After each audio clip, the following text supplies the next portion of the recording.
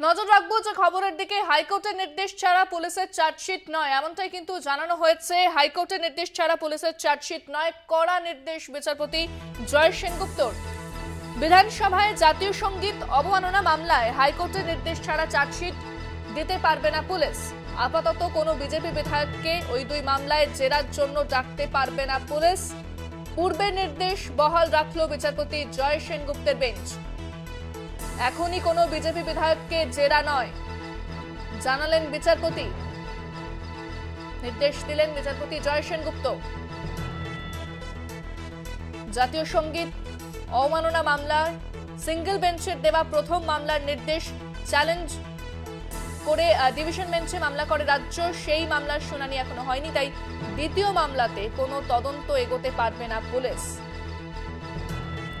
7ই ফেব্রুয়ারি দুটি মামলার শুনানি হতে পারে সিঙ্গেল বেঞ্চে। যদি তার আগে প্রধান বিচারপতির ডিভিশন বেঞ্চে রাজ্যের দায়ে প্রথম মামলার শুনানি হয়ে যায় তবে